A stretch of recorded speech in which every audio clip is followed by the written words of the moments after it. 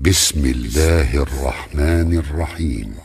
والنجم إذا هوى ما ضل صاحبكم وما غوى ما ضل صاحبكم وما غوى وما ينطق عن الهوى إن هو إلا وحي يوحى علمه شديد القوى ذو مرة فاستوى وهو بالأفق الأعلى ثم دنا فتدلى فكان قاب قوسين أو أدنى فأوحى إلى عبده ما أوحى ما كذب الفؤاد ما رأى أفتمارونه على ما يرى ولقد رآه نزلة أخرى عند سدرة المنتهى عندها جنة المأوى إذ يغشى السدرة ما يغشى ما زاغ البصر وما طغى لقد رأى من آيات ربه الكبرى أفرأيتم اللات والعزى ومناة الثالثة الأخرى ألكم الذكر وله الأنثى تلك إذا قسمة ضيزى إن هي إلا أسماء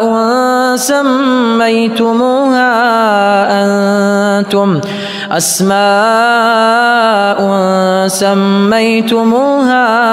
أنتم وآباؤكم ما أنزل الله بها من سلطان إن يتبعون إلا الظن وما تهوى الأنفس ولقد جاءهم من ربهم الهدى أم للإنسان ما تمنى فلله الآخرة والأولى وكم من ملك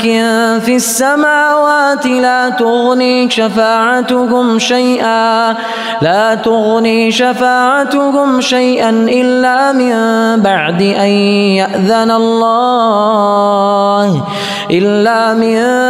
أن يأذن الله لمن يشاء ويرضى إن الذين لا يؤمنون بالآخرة ليسمون الملائكة تسمية الأنثى وما لهم به من علم إن يتبعون إلا الظن وإن الظن لا يغني من الحق شيئا فأعرض عمن تولى عن ذكرنا ولم يرد إلا الحياة الدنيا ذلك مبلغهم من العلم إن ربك هو أعلم بمن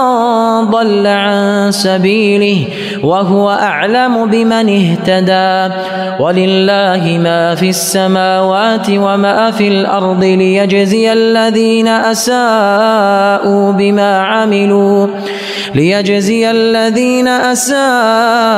بما عملوا ويجزي الذين أحسنوا بالحسنى الذين يجتنبون كبائر الإثم والفواحش إلا اللمم إن ربك واسع المغفرة هو أعلم بكم إذ أنشاكم من الأرض وإذ أنتم أجنة في بطون أمهاتكم فلا تزكوا أنفسكم هو أعلم بمن اتقى أفرأيت الذي تولى وأعطى قليلا وأكدى أعنده علم الغيب فهو يرى أم لم ينبأ بما في صحف موسى وإبراهيم الذي وفى ألا تزر وازرة وزر أخرى وأن ليس للإنسان إلا ما سعى وأن سعيه سوف يرى ثم يجزاه الجزاء الأوفى وأن إلى ربك المنتهى وأنه هو أضحك وأبكى وأنه هو أمات وأحيا وأنه خلق الزوجين الذكر والأنثى من نطفة إذا تمنى وأن عليه النشأة الأخرى وأنه هو أغنى وأقنى وأنه هو رب الشعرى وأنه أهلك عادا الأولى وثمود فما أبقى وقوم نوح من قبل إنهم كانوا هم أظلم وأطغى والمؤتفكة أهوى فغشاها ما غشى فبأي آلاء ربك تتمارى هذا نذير من النذر الأولى أزفت الآزفة ليس لها من دون الله كاشفة أفمن هذا الحديث تعجبون